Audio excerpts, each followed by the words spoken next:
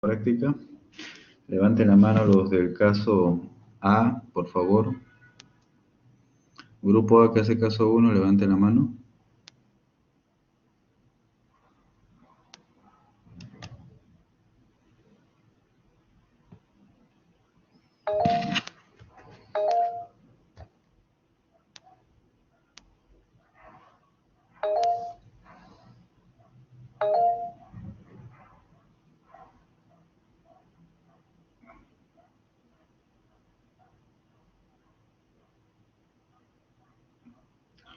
Ok, a ver,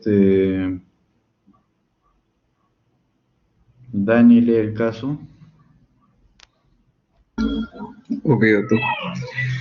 Dice, varón de 42 años, de raza negra, con antecedente de diagnóstico de hipertensión arterial, eh, diabetes mellitus negativo, dislipidemia negativo, acude por disnea al esfuerzo, al examen físico, ingurgitación yugular, edema en pie bilateral, y la presión arterial está en 170 sobre 95 milímetros de mercurio.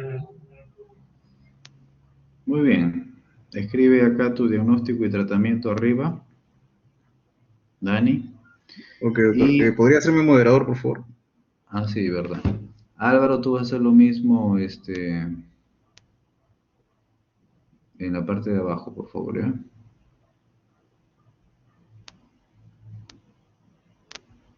A ver, empiecen, por favor. 30 segundos.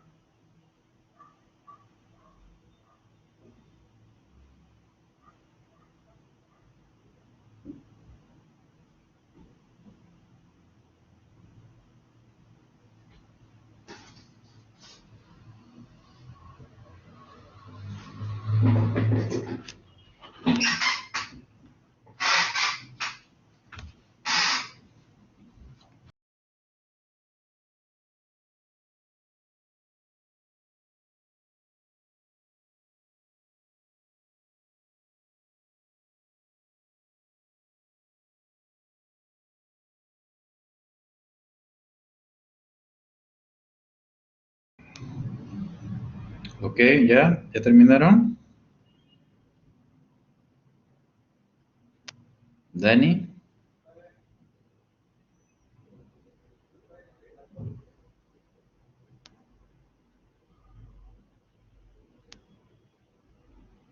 Dani. Sí, doctor, estaba terminando. A ver, ya, a ver, ¿cuál es el primer diagnóstico? ¿Cuáles son los diagnósticos que has puesto, Dani? Primero, el paciente tiene una hipertensión arterial, doctor, de grado 1. Y en este caso, ¿cuál es el motivo de consulta del paciente? El paciente viene por presentar disnea. Ya, entonces en este caso, la disnea sí es importante considerarla como primer diagnóstico porque es el motivo de consulta y además es parte del diagnóstico final del paciente. O sea, lo que has puesto tú acá como segundo, ¿no? O sea, falla cardíaca crónica. Ya el término de insuficiencia cardíaca ya no se usa mucho, ¿no? Decimos falla cardíaca crónica, ¿ok? Falla cardíaca crónica porque hay que diferenciar si es aguda, si es crónica. Normalmente nosotros vemos la falla cardíaca crónica. Esto sí, digamos, puede estar bien relacionado, aunque nos faltaría mayor ampliación de la historia semiológicamente para poder estadiarlo. Y el segundo diagnóstico tendría que ser recién la hipertensión arterial, ¿no? Salvo que estemos frente a una crisis o emergencia o urgencia hipertensiva, que obviamente se volvería el primer diagnóstico. Ahora, la hipertensión arterial acá le falta pues su apellido. ¿Cuál sería su apellido de la hipertensión arterial? A ver, Álvaro, ¿cuál sería el apellido de la hipertensión arterial que no lo has puesto acá?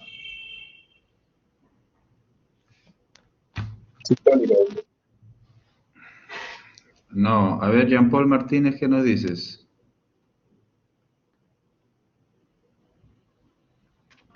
Doctor, ¿puede ser una hipertensión arterial tipo 2 o no controlada? La hipertensión arterial, si ya tú pones, no digas tipo, sino simplemente grado, ¿ya?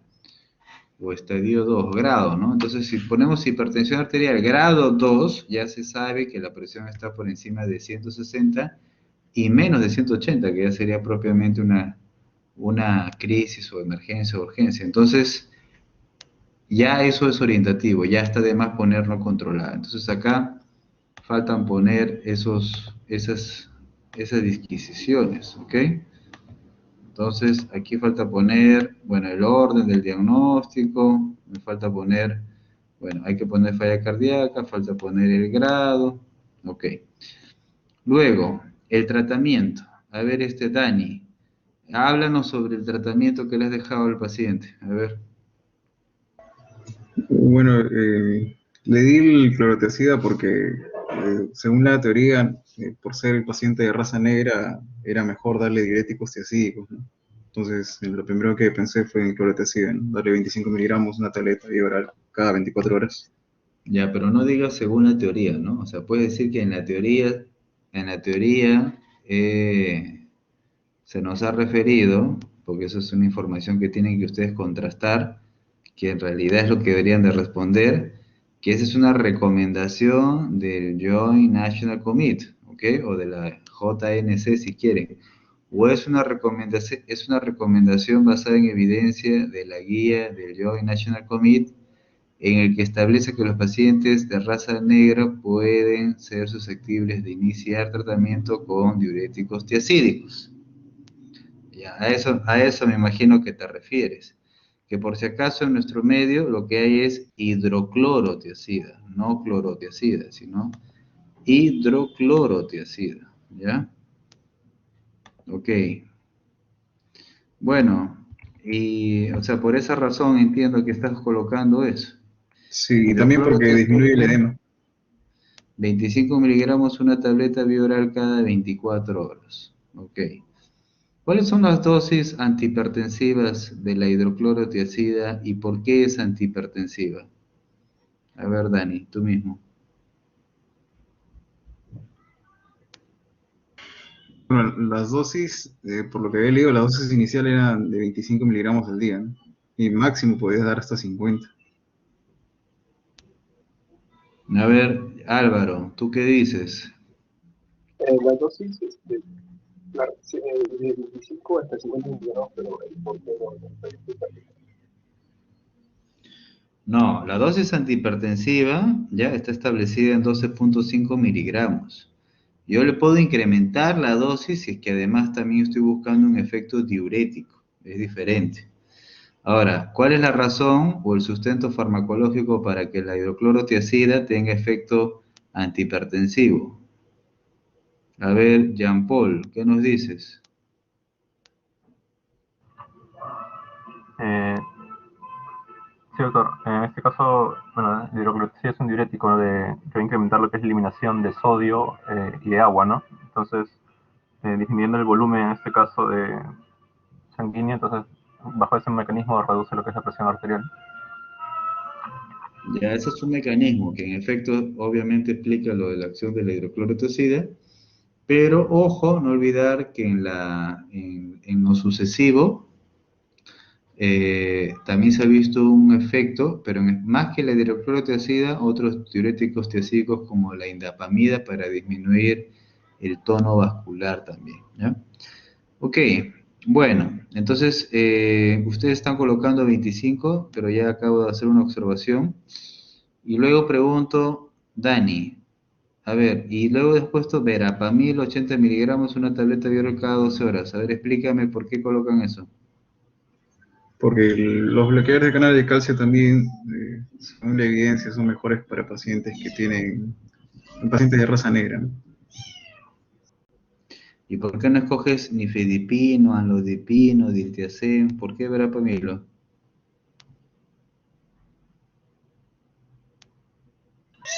Bueno, básicamente o sea, iba a escoger en realidad un diurético tiacídico, ¿no? Como ya estaba dando para la hipertensión arterial y al mismo tiempo como podría ayudar en ambos casos en la insuficiencia.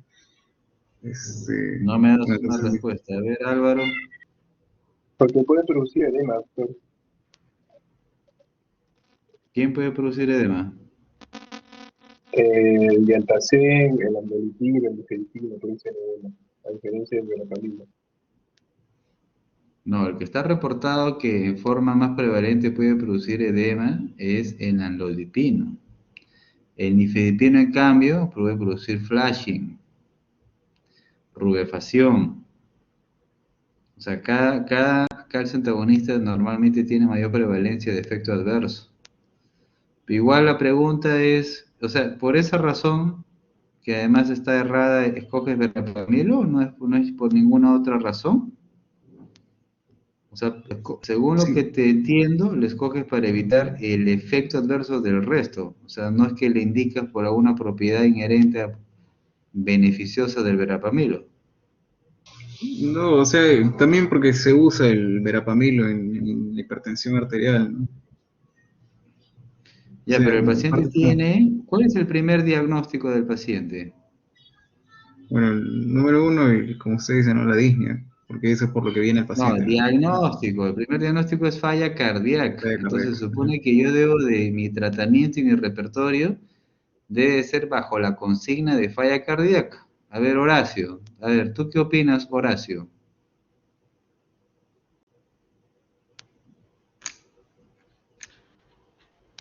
No lo entendí bien, doctor, cuál era la pregunta.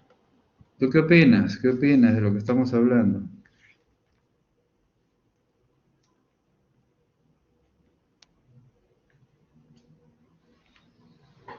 Yo también había pensado que los dos se utilizaban, doctor, por lo mismo que están comentando mis compañeros. O sea, tampoco Sí, has leído. Ya, a ver, Mitzi, ¿qué nos dices?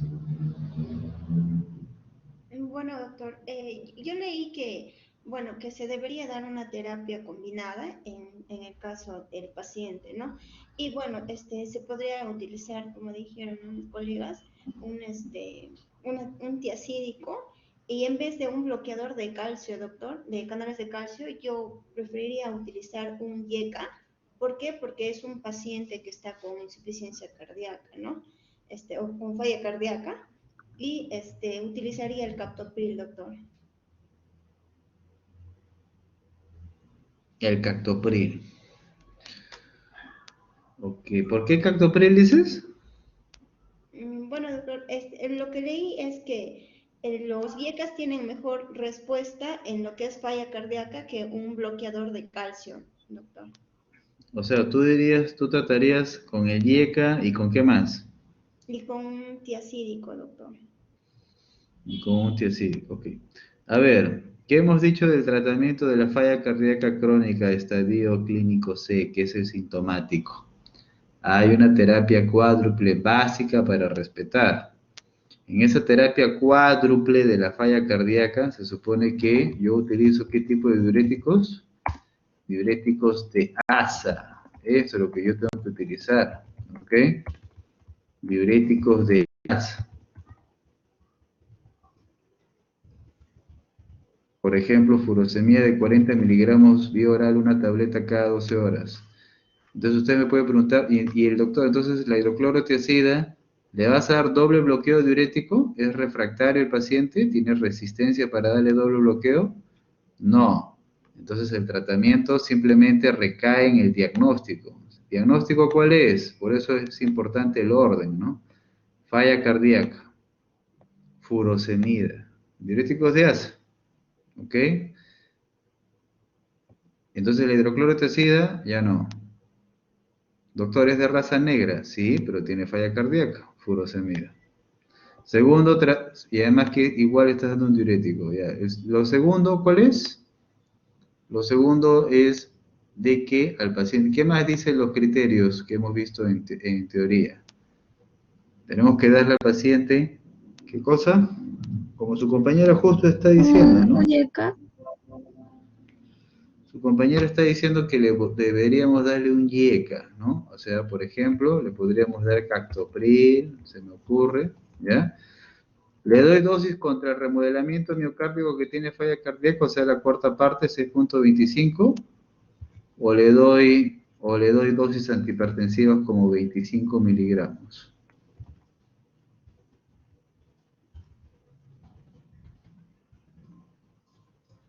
Le tengo que dar, lógicamente, como dosis antihipertensiva, ¿no? ¿Cierto?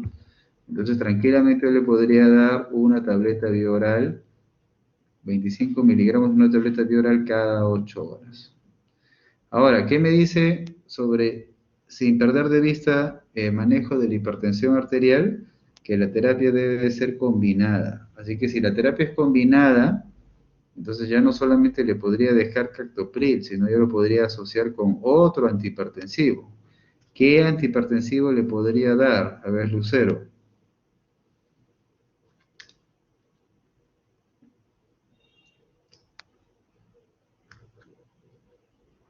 Lucero Ames. Sí, doctor.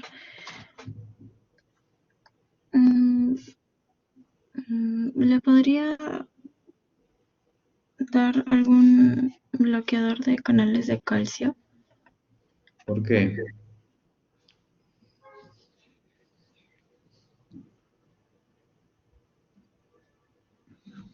¿Por qué?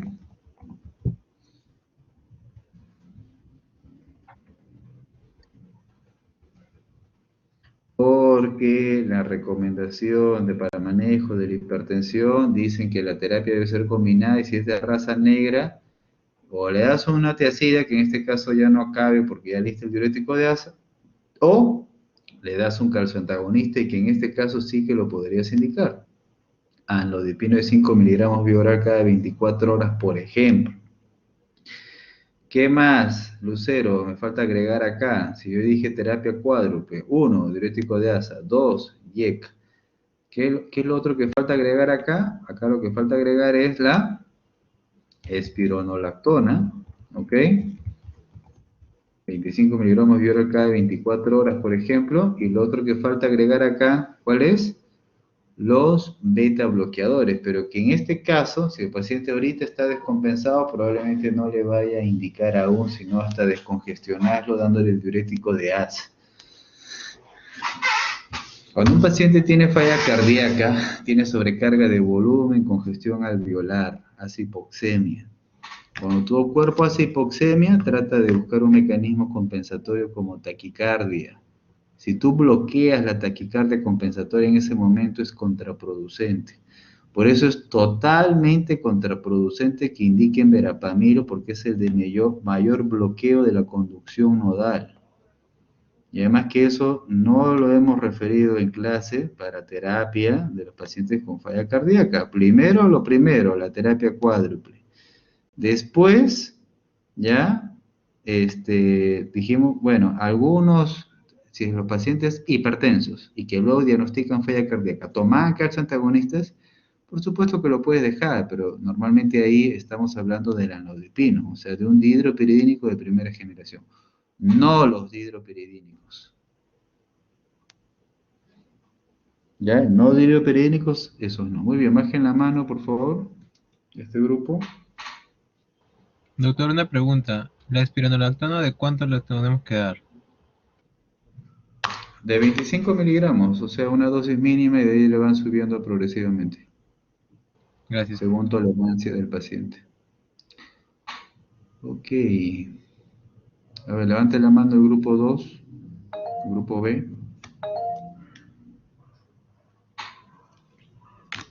Muy bien, sigan todos. A ver, Luigi, lee el caso clínico.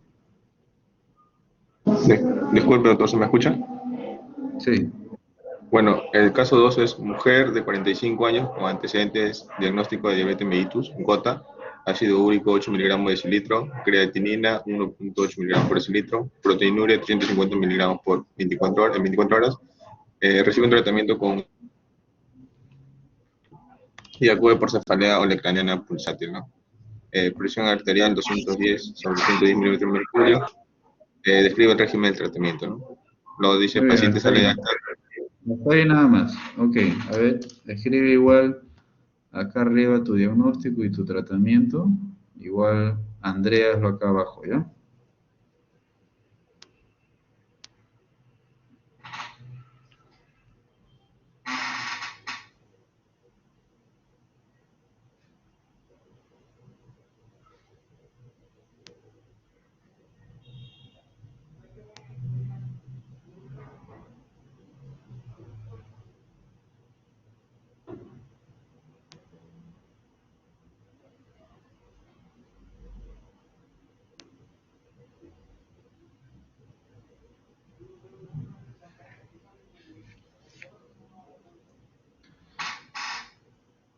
Yesenia, ¿no me ibas a enviar el correo para verlo antes?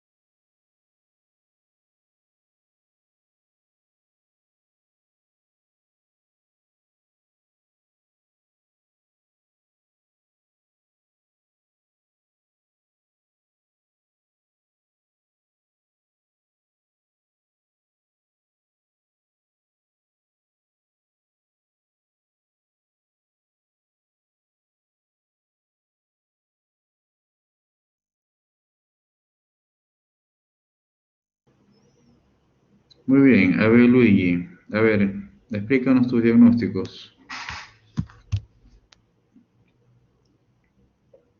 Sí, doctor, un momento, ya no acabo, falta un poco. A ver, rapidito. Bueno, ya se lo digo después ya. Entonces, bueno, el primero, la hipertensión arterial, ¿no? Que el paciente llega por eso, ¿no? Por la presión alta que manifiesta, que es 210 sobre 110, ¿no? Por eso es que le pongo como primer diagnóstico el presión arterial, incluso de urgencia. La insuficiencia renal, bueno, se lo pongo porque en los exámenes que nos da, el paciente presenta creatinina de 1.8. Diabetes mellitus, bueno, eso es lo que nos menciona como antecedente, ¿no? Y bueno, y la gota también que nos menciona, ¿no? El caso clínico. Ya. Bueno, esos son los, respecto al diagnóstico, ¿no? Que nos manifiesta en la historia. Y bueno, la respuesta terapéutica, bueno,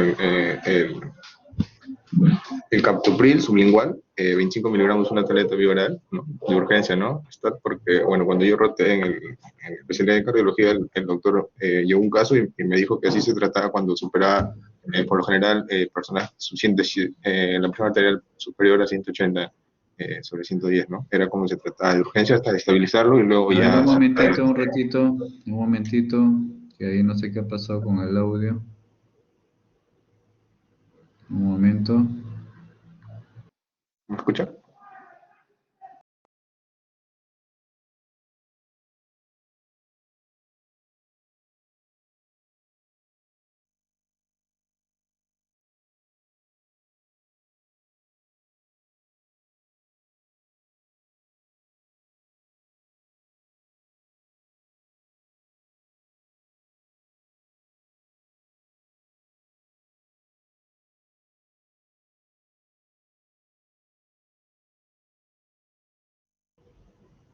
Ok, a ver Luigi, me estabas diciendo de que lo del Captopril ha sido basado en una experiencia que has observado. Sí, doctor, cuando llega llevamos, bueno, llevé cardiología, llegó un paciente y el doctor nos mencionó eso, ¿no? Que siempre cuando un paciente, había tenido una evaluación antes y nos mencionó eso como anécdota, que siempre si a ustedes les ocurre eso, lo principal es colocarle captopril debajo de la lengua, ¿no? Es lo que nos manifestó él, como primera medida para estabilizar al paciente, ¿no? Hasta que puede llegar a un centro de salud. Eso es lo que nos manifestó, lo que me contó el doctor, y bueno, también leyendo también me di cuenta que sí era cierto, ¿no? ¿Qué más? Bueno, y luego ya como terapia, bueno, ya podría ser una terapia combinada, ¿no? Ya sea, en este caso un YECA, que es un captopril 50 miligramos de la tableta cada 8 horas, vía oral, y bueno, el irbesartán que ya le estaban dando, ¿no? En este caso, bueno, los 300 miligramos al día, ¿no? O los 150 miligramos cada 8 horas. O sea, el paciente seguiría su tratamiento con irbesartán y además recibiría Captopril cada 8 horas. Sí, por la proteinuria, porque no menciona que tiene proteinuria.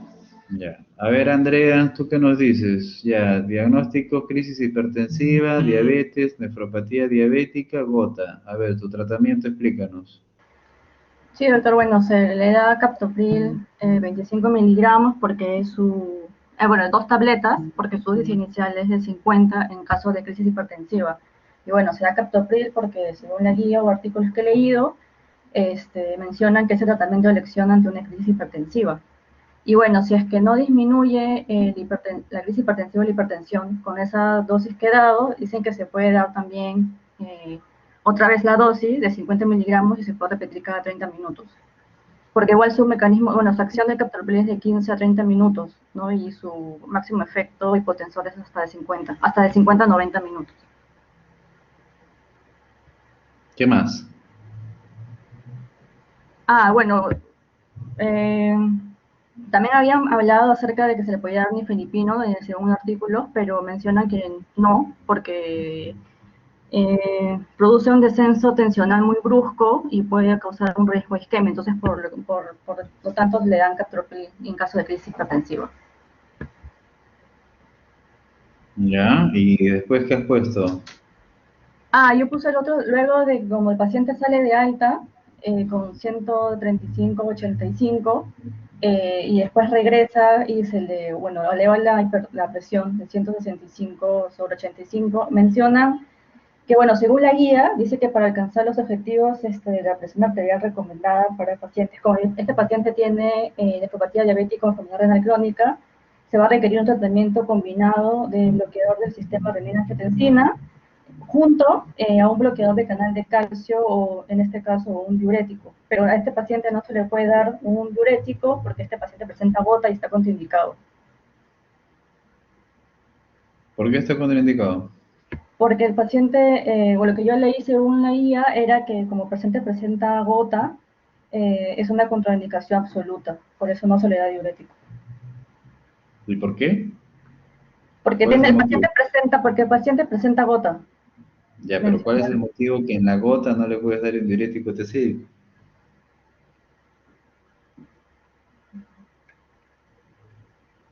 Ya, y anlodipino, ¿por qué dices que escoges? Se le da en conjunto, es combinado, tanto la irbesartán con el que ya estaba y junto con el alodipino. Ya, pero ¿por qué anlodipino? ¿Por qué no, por ejemplo, diltiazem? ¿Por qué no, por ejemplo, nifedipino de acción prolongada? ¿Por qué no, por ejemplo, beta bloqueador? O sea, ¿cuál es la razón para que le des anlodipino? Porque mencionaba, lo que yo había entendido era que reducía la albuminuria y lo recomendaba como parte de la estrategia terapéutica para pacientes hipertensos. Luego también presentaban proteinuria. Ok. A ver, hay que tener más herramientas, tienen que leer más, algunas respuestas están mejor que otras. A ver, primero que el diagnóstico de hipertensión arterial urgencia no existe, ¿no? Se supone que respetamos la nomenclatura conceptual de diagnósticos. En este caso, es elocuente de que si la paciente viene con hipertensión arterial elevada y sintomática por crisis hipertensiva con una presión de 21, naturalmente tiene que constituir el primer diagnóstico y esclarecerlo como tal. Esclarecerlo como tal es como, por ejemplo, acá han puesto crisis hipertensiva, y de ahí recién 2 puntos y tenemos que diferenciar, ¿no? Si es una urgencia o si es una emergencia. Incluso podrías dispensar escribir crisis hipertensiva con tal de que se coloque urgencia o emergencia hipertensiva. O sea, ya el hecho de escribir uno de esos es implícito lo que estamos manejando, viendo, tratando. Y vos nuevamente, tus tratamientos van a depender de tus diagnósticos. Si está mal escrito, al final no va a tener impacto en el tratamiento. Entonces, ¿urgencia o emergencia hipertensiva?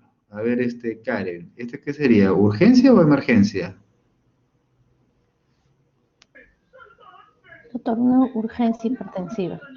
¿Y por qué no emergencia? Bueno, según los signos de la paciente es que ella manifieste una cefalea holocraniana pulsátil y no otros signos como, por ejemplo, asociados ya a de repente aproximarse a una falla cardíaca, ¿no? Por ejemplo, una angina, una disnea. No, entonces, solo al manifestar y la presión arterial alta, porque ella ya tiene el antecedente y está con medicación, entonces yo consideraría que sea una urgencia. Ya no, ahí te falta también construcción conceptual, ¿no? Lo que se dice en emergencia es que los pacientes tienen ya daño en órgano blanco, ¿ok? Pero obviamente en un contexto agudo, ¿no? O sea, un daño en órgano blanco, claro, podrías tú decirme que tenga una angina como consecuencia de la hipertensión, podría ser, ¿ya? Daño en órgano blanco en un contexto agudo, podría ser que el paciente haga un edema vasogénico y haga daño neurológico y daño orgánico, ya sea convulsiones, trastorno de la conciencia, etc. Eso es una emergencia hipertensiva. Si no tiene el paciente esos hallazgos de daño agudo en órgano blanco, entonces estamos frente a una urgencia hipertensiva. Ambas obviamente van a tener sintomatología, digamos, no severa, ¿no? ¿Ya? Solo que en la urgencia no hay propiamente esa magnitud, como en este caso. Entonces, las pacientes que son sintomáticas, bueno, y el segundo diagnóstico, muy bien, enfermedad renal crónica, que muy bien podrían decir enfermedad renal crónica por nefropatía diabética, y el tercero diabetes y el cuarto gota. Entonces, luego, el tratamiento ya, normalmente está recomendado en los textos, como han puesto acá, captopril sublingual, ¿ya? En realidad lo que hay que escribir es, como siempre, en forma correcta, ¿no? Ya les he dicho, captopril, 25 miligramos, ¿ok?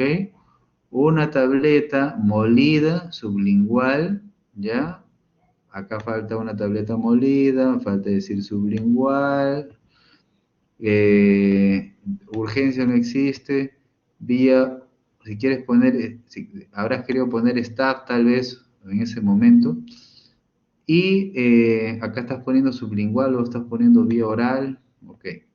Entonces es captopril 25 miligramos, una tableta molida sublingual STAT, ok. Ahora, ¿debo darle una o debo darle 2 tabletas? Bueno, eso no tiene ninguna evidencia médica disponible. ¿Eso qué significa cuando yo digo la palabra no tiene evidencia médica disponible? Que no se ha hecho un estudio comparativo al que le dan 1, al que le dan 2, y han visto cuál tiene mejor efecto o resultado. Eso no se ha hecho. No se ha hecho porque usted tiene que pensar que cuando uno hace investigación tiene que ver la naturaleza de las circunstancias. O sea, cuando tú haces una investigación tienes que primero incluir a una muestra. Y cuando tú incluyes una muestra tienes que firmar el consentimiento. En estas situaciones de emergencia o de urgencia, difícilmente son poblaciones que a veces sean susceptibles de ser incluidas en un estudio por la naturaleza de su enfermedad. Por eso es que difícilmente hay evidencia disponible.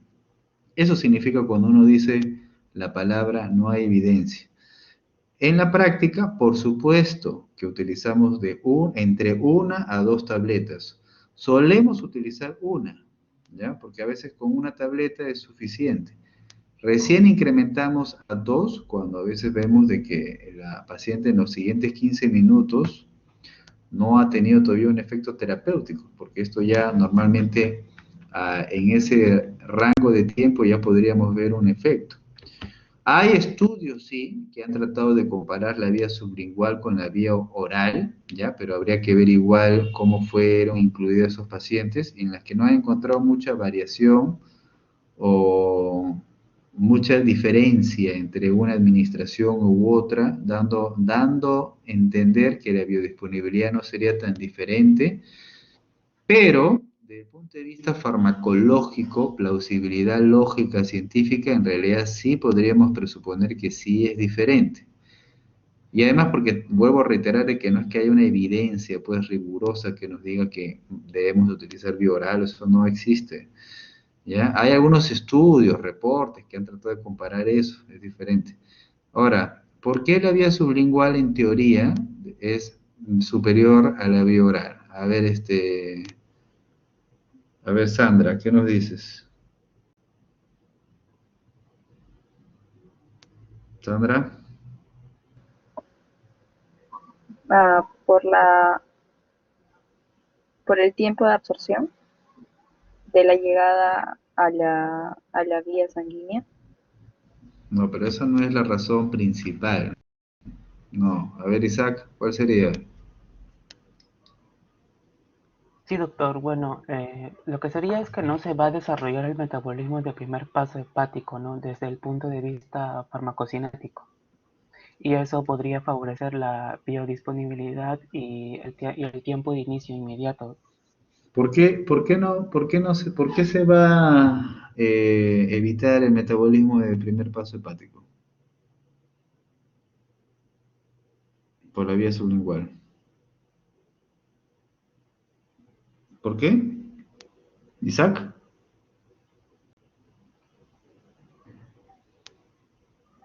Sí, doctor. Lo lógico, pues, ¿por qué? O sea, ¿qué tiene la vía sublingual que evita eso? ¿Cómo lo evita? A diferencia del oral. La vía sublingual a diferencia del oral.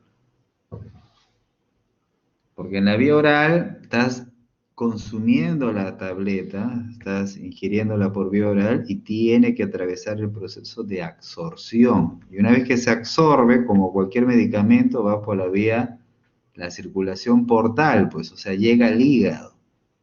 Ahí sufre su metabolismo de primer paso hepático. A diferencia de la vía sublingual, que ya no se está absorbiendo desde el tracto intestinal y por lo tanto va directamente a la circulación.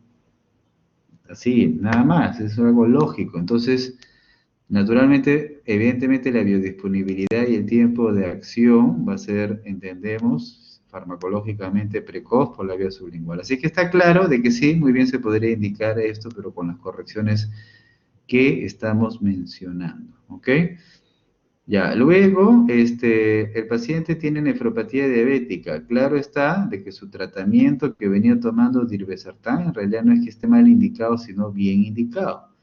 Los pacientes cuando vienen con crisis hipertensiva no significa que la terapia que estaban tomando era inadecuada, sino el paciente ha desarrollado una crisis hipertensiva. ¿Por qué razón? Bueno, lo que puede suceder es de que el paciente puede tener... eh, puede tener un estrés, puede tener un problema psicológico, puede ser una crisis de ansiedad, etcétera. Entonces todo eso evidentemente puede desencadenar una crisis, o una intercurrencia también infecciosa, también puede desencadenar, o de otro tipo también puede desencadenar una crisis hipertensiva, una descompensación. Entonces no significa, reitero, que la medicación precedente regular esté mal.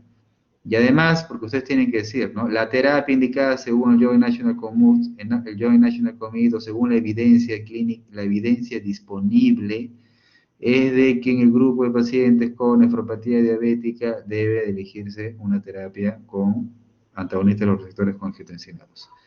Y por si acaso está contraindicado que se utilice IECAS y ARA2 al mismo tiempo.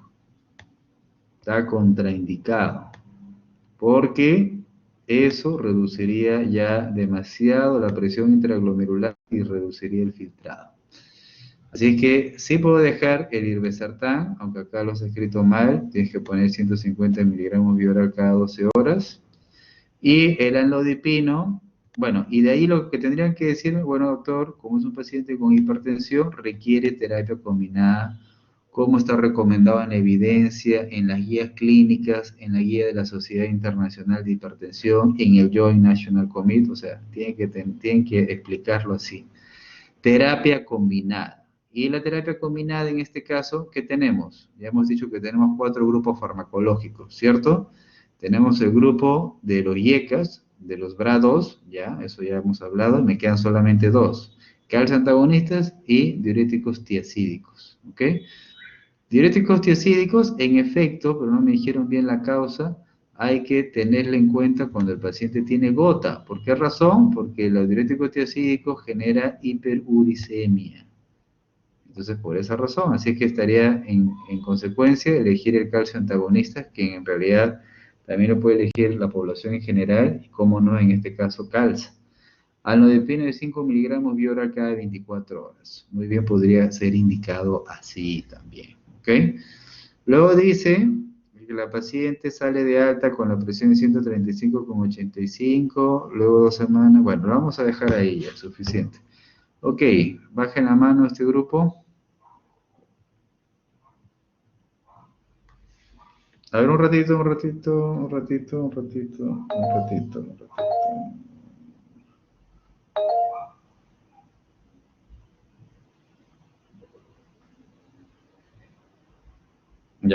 Ya pueden bajar la mano.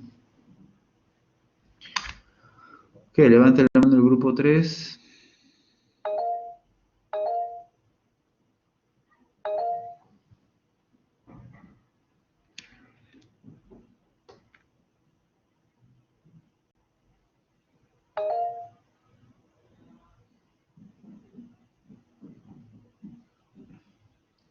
Ok, a ver, Ismael, el caso.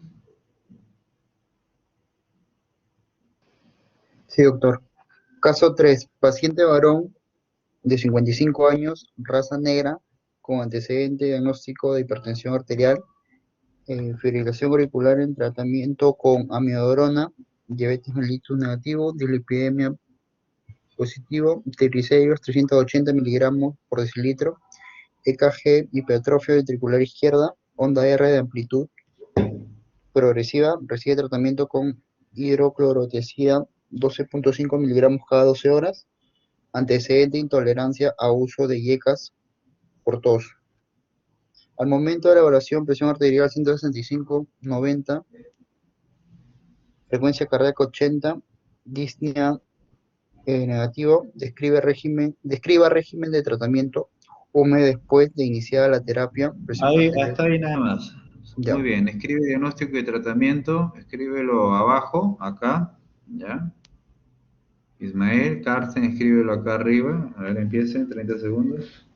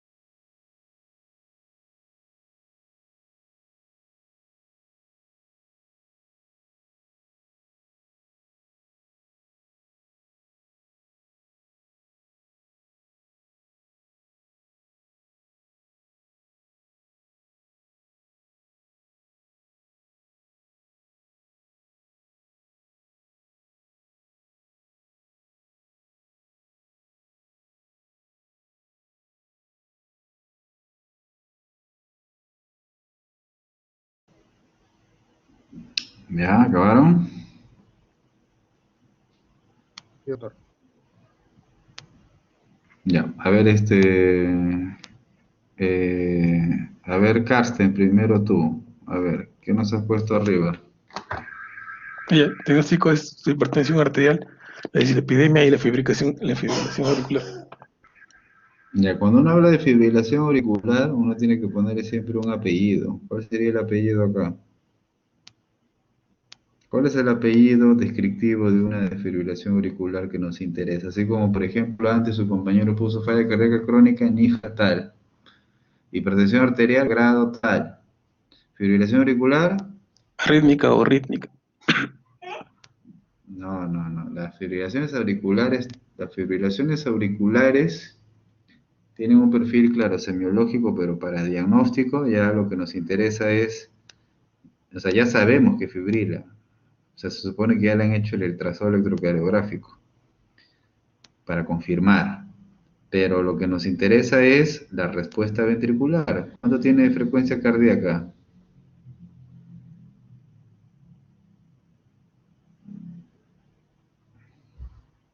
$80, doctor.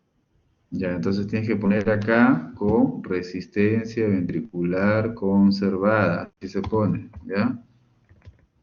A ver, ¿qué pasó acá? No se ve nada en amarillo. A ver. El verde. Tampoco. Por eso nunca los escojo. Ya, entonces con resistencia ventricular conservada, ¿ok? Ya. Ok, entonces, a ver. Muy bien. ¿Y la hipertensión arterial qué estadio es o grado? No dice. Sí dice. Presión arterial 165/90. No están colocando, a pesar de que se ha indicado. ¿Qué estadio es, Ismael? 2. 2, grado 2. Ok, ya. Muy bien. Y la paciente ya toma hidroclorotiazida de 12,5 miligramos vía oral cada 12 horas, que veo que usted la ha dejado ahí, Carsten. Ok, igual, bueno, su compañero le bajó acá de 24 horas. Esto debe estar abajo, en orden, 1, 2, 3, ya hemos dicho, no lo pongas así. Y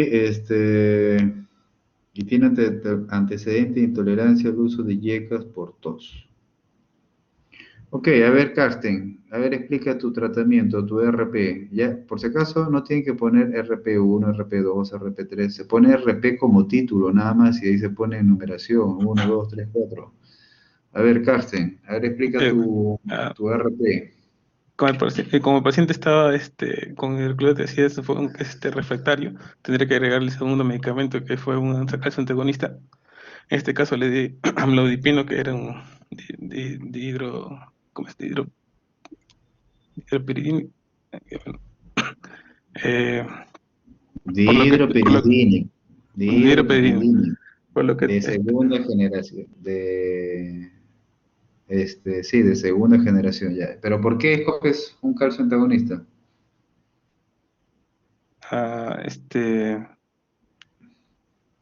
Porque, bueno, se ven en teorías que es de los que se manejan mejores con los tiazidicos sobre todo en raza negra. Ya, porque el paciente es de raza negra y está recomendado en las guías clínicas, ya. 2,5, o sea, le estás dejando media tableta, ¿no? La tableta en los es de 5, te estás poniendo acá 2,5. O sea, tendrías que poner acá media tableta. Le estás dando bien poco, ¿ah? Normalmente la dosis mínima es una tableta. Bueno, ya. Y luego veo que le pones metoprolol, a ver, explícate. Ese es para el segundo, cuando regresa de un mes con. No. No Todavía. hemos dicho. No, pues, Entonces solo quedan los dos primeros, doctor. Hemos leído hasta una parte. Si tú pones el RP así, cualquiera que lo lee entiende que el paciente hay que darle hidroclorotiazida, amlodipina y metoprolol. Solo queda hasta el amlodipino nada más, Ya. doctor. A ver, Ismael, tú pones losartán. A ver, ¿te escucho?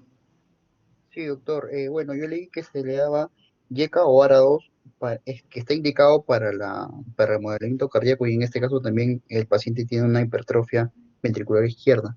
pero como es de raza negra, entonces el YECA lo descarto y estoy usando por eso el ARA2, los sartán 100 miligramos, una tableta cada 24 horas. ¿Y qué opinas del uso de anlodipino? Que, bueno, no tiene el efecto tan, o sea, no está indicado en este caso para el movimiento cardíaco. Y por lo que sé que es la YECA y el ARA2, una de esas dos que se puede usar. O sea, todos los pacientes con hipertensión mal controlada pueden tener remodelación cardíaca. Y no, eso no significa que todos van a ir con YECA o ARA2, ¿no? O sea, las poblaciones igual siguen siendo según los grupos de sugerencia. O sea, raza negra, si el paciente tiene enfermedad renal crónica, eso. Entonces, acá, en realidad, el losartán puede ser indicado, porque está indicado en la población en general, pero también puede estar indicado el anlodipino, por si acaso. O sea, en realidad, en este caso, ambos podrían indicarse. Bueno, y luego dice que después de un mes de iniciar la terapia, el paciente sigue con hipertensión, 160/95, y la frecuencia cardíaca 140. A ver, Scarlett, ¿qué ha pasado ahí? A ver, verbalmente ya dinos. Sí, doctor. Justamente acá, a diferencia de la primera parte, aumenta, ¿no?, su frecuencia cardíaca, la resistencia. Entonces, yo creo que aparte ya del tratamiento que le están dando mis compañeros, que estoy de acuerdo con lo de el diurético tiacídico y el calcio antagonista, le podríamos aumentar un beta bloqueador selectivo por una terapia por la arritmia que está teniendo el paciente. Ok, ¿quién más es de este grupo? ¿Nadie más? Sí, claro, doctor, pero me he equivocado de ¿Qué caso. pasó? De hecho, sí, ¿Cómo? me he equivocado de caso. Este es el 3 y yo he hecho el 4. Uy, pero, ¿y ahora? ¿Te quedas sin nota? ¿Puedo participar en el siguiente? Bueno, vamos a hacer una excepción única, porque eso no puede pasar. Sí, disculpa. Definitivamente. A ver, Scarlett, tú estás diciendo, como más o menos escribió acá Carsten, que dejas al paciente entonces con hidroclorotiazida, anlodipino y metoprolol. Eso es lo que estás diciéndonos, ¿no? ¿Cierto? Sí, un bloqueador selectivo. Ya, a ver. Y el betabloqueador le das porque el paciente tiene fibrilación auricular con respuesta ventricular alta, ¿no? Sí. Ya, ok, hay que disminuir la frecuencia cardíaca. Cuando uno trata fibrilación auricular, hay que restablecer la ritmicidad, ritmo sinusal, para eso se usan antiarrítmicos. Hay que controlar la respuesta ventricular y tercero, ver el tema de la anticoagulación. En lo que respecta ahorita acá, para lo que estamos discutiendo, hay que controlar la respuesta ventricular, pero que al mismo tiempo tenga efecto antihipertensivo, como lo tienen los beta bloqueadores. Los beta bloqueadores están medicamentos de primera línea justamente para controlar la respuesta ventricular en una fibrilación auricular. Pero lo que no puede estar bien es la combinación. Normalmente hay combinaciones antihipertensivas que no se recomiendan y justo esta no se recomienda. Beta bloqueador más calcio antagonista, puesto que podría potenciar el efecto inotrópico negativo y el paciente al final acabaría en emergencia con una bradicardia. Podrían dejar el betabloqueador selectivo, que además es antihipertensivo, y muy bien podrían dejarlo con la hidroclorotiazida. O sea, lo que tendrían que hacer es un cambio en la medicación ahí. ¿Ok? O, como su compañero había puesto, metoprolol más, bueno, y si hubiéramos estado en este caso, que estaríamos con hidroclorotiazida y losartán, no lo vamos a dejar con triple terapia, sino igual lo dejamos con doble terapia, incorporamos el beta bloqueador y retiramos en este caso la hidroclorotiazida o retiramos el losartán. ¿Ok? Ok, bueno, la única observación de esto es de que sí que es importante que sea el selectivo porque el propranolol además también se ha vinculado con dislipidemia. Muy bien. Ok, bajen la mano. Tienen que revisar bien lo que están sugiriendo porque no está adecuadamente las sugerencias.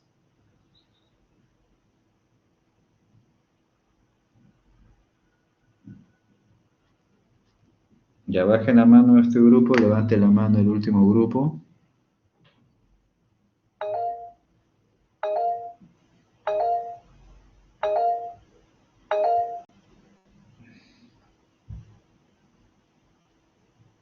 Ya, Vanessa lee el caso.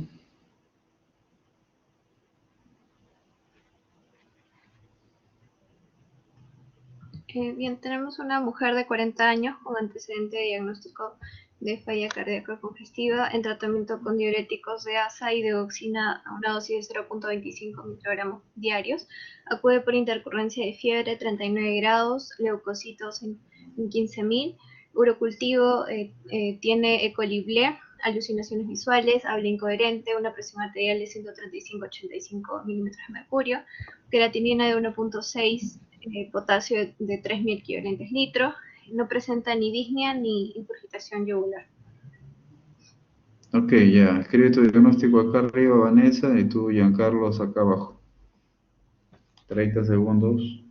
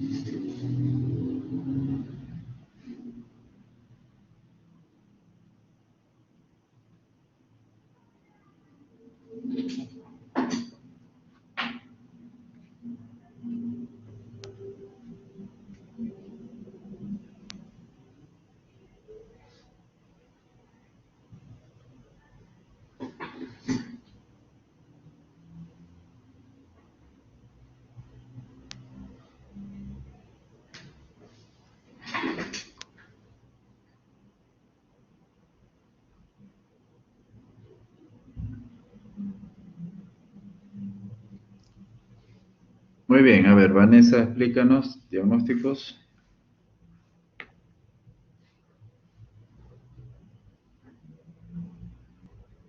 Bueno, primero por historia clínica nos refieren que la paciente tiene ya antecedente de una falla cardíaca y además por la medicación que le estaban dando nos indicarían que ya estaría ella en un estadio C. Y bueno, acude justamente a la emergencia porque va a tener una sepsis por una infección de tracto urinario, una urosepsis, y justamente el dato que nos indica más para hablar sobre una intoxicación digitálica son las alucinaciones, pero también nos dan otros de riesgo como la dosis que se le estaba dando al paciente era de digoxina de 0.25 miligramos, y además la paciente tenía una creatinina que era mayor de 1.4, y esto, según la literatura que había encontrado, aumentaba el riesgo de tener una intoxicación digitálica crónica por la dosis, casi 2.5 veces más, y por la creatinina la paciente tenía 1.6, esto podía aumentar, tenía un R de 3.75, y esos eran algunos de los factores de riesgo que podían generar el primer diagnóstico. Y bueno, además el trastorno del sensorio también podría haberse explicado por la sepsis. Ok. Ajá. Y bueno, por datos La que nos dan paciente, la paciente, ¿por qué motivo acude al hospital? acude por la intercurrencia que tiene de la sepsis. Ya, entonces se supone que eso es el primer diagnóstico, ¿ok? Ay, La urosexis, ya, por una E. coli ble, ¿ok? Muy bien. El segundo diagnóstico es el que estás colocando acá, intoxicación digitálica, pero no puedes poner crónica, o sea, intoxicación digitálica nada más. Y en realidad, acá lo que tienes que poner es que sea posible. ¿Por qué? O sea, hay que descartar que tenga una intoxicación digitálica, ¿no? Ya, y acá recién vendría falla cardíaca crónica estadio C. No tienen por qué poner estadio C, por si acaso, eso ya es algo, es un concepto teórico. Lo que hay que poner mejor es que la paciente tiene falla cardíaca crónica, ¿ok? Muy bien. Y pueden poner si está compensada o descompensada, eso sí. Y tienen que poner acá hipocalemia, ¿ok? Y tienen que poner además el otro diagnóstico que no lo has dicho, pero sí lo has explicado, que es ¿cuál? Enfermedad renal crónica, ¿no? O falla renal. En realidad, cuando uno tiene ese antecedente y no tiene diagnóstico, o es una falla renal crónica o es versus una falla renal aguda, no lo sabemos, ¿no? Hay pacientes que hacen descompensación aguda por la misma urosexis, pues también es una posibilidad. A ver, Giancarlos, ¿tú por qué no has considerado intoxicación digitálica? A ver, ¿qué nos dices? ¿O qué es lo que piensas? Lo estaba pensando, pero doctor, también más me asociaba o sea, lo primero que empecé a tratar fue la infección por la Escherichia coli. No tomé en cuenta mucho la intoxicación digital. Ya, lo que pasa es de que, a ver, Vanessa, ¿tú por qué has planteado intoxicación digitálica? Bueno, principalmente porque, bueno, en sí la digoxina tiene un rango terapéutico bastante estrecho, y además que la paciente presentaba dos de los factores de riesgo que podrían ocasionar esta intoxicación digitálica. Ya, o sea, tiene factores de riesgo, ya. Factor de riesgo sigue siendo riesgo, ok, pero es importante identificarlos, por supuesto que sí. Alimenta nuestros supuestos diagnósticos, ya. Y desde el punto de vista clínico, ¿qué tiene para sospecharse en intoxicación digital? Ya por la clínica presenta alucinaciones visuales y habla incoherente. Eso, pues. Alucinaciones. No, el habla incoherente, que es alteración del estado de la conciencia, es inespecífico y puede darse también por la encefalopatía, por la sepsis. Pero las alucinaciones no, las alucinaciones sí, en especial como, bueno, alucinaciones visuales, etcétera, eso sí está muy vinculado, ya, propiamente a intoxicación digitálica. Recuerden que eso ya estábamos hablando ahí con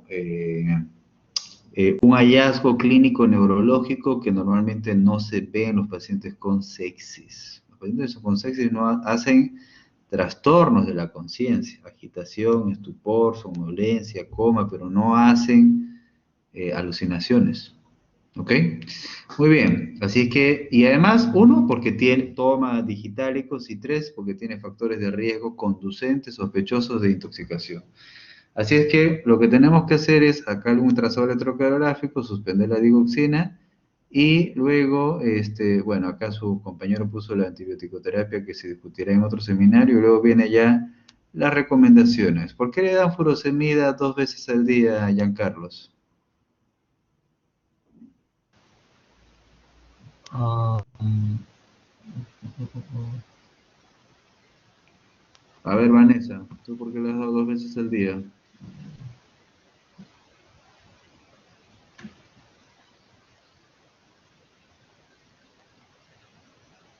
A ver, Vanessa. Doctor, bueno, porque debido a que tiene una falla cardíaca crónica, por el inicio de bueno, por la duración de la acción, que va de 6 a 8 horas, entonces sería... No, la duración ya dijimos, o sea, 3, 4 horas. No por eso le damos más dosis diurética. Eso depende simplemente del efecto que estamos buscando, el incremento de titulación de la dosis según la respuesta que buscamos.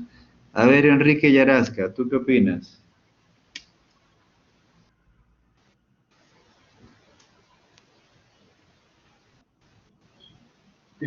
Bueno, doctor, yo pienso que se debe seguir dando porque como es ya un paciente que tiene una falla cardíaca crónica por mantenimiento y también para poder evitar de que este paciente pueda hacer sobrecarga de volumen.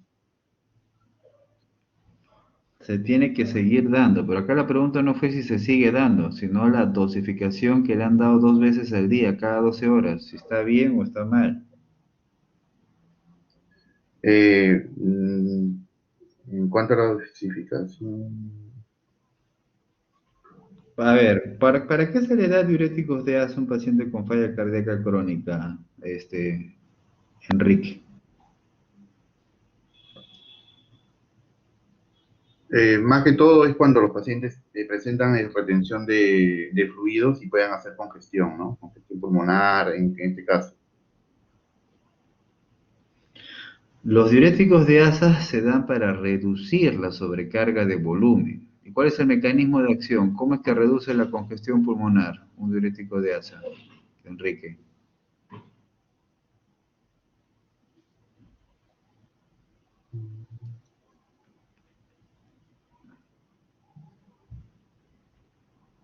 ¿Cómo lo hace? ¿Cómo un diurético de asa reduce la congestión pulmonar? Porque al inducir incremento de la diuresis se reduce la volemia, se reduce la precarga y se reduce la sobrecarga de volumen a nivel cardíaco. Así. Nada más. O sea, ese es un circuito físico, nada más. Reduces el volumen que le está llegando al corazón y por lo tanto alivias el estrés de esas sarcómeras que ya están debilitadas, ¿no? Pero eso, la furosemida tiene que ser consecuente su dosis si es que el paciente tiene signos de congestión. En el caso dice que tiene edema, disnea, ingurgitación yugular, no. Entonces, lo habitual es de que la dosis probablemente sea una tableta bioral cada 24 horas y nada más, por si acaso, ¿ya? El resto está bien, ya le han dado su yeca, la espironolactona que faltó completar, pero está bien, ¿ok? Muy bien, también podríamos pensar en darle beta bloqueadores, pero primero verificar si tiene algún tipo de arritmia también la paciente por la intoxicación digitálica posible, ¿ya? Ok, listo. ¿Tienen alguna pregunta? Doctor, ¿y cómo tratamos la parte donde tiene aumentado la creatinina? O sea, también podemos pensar en la falla renal. Claro, acá está el diagnóstico, falla renal crónica versus injuria renal aguda. Si es una injuria renal aguda por la urosexis, el tratamiento mejorará con el antibiótico.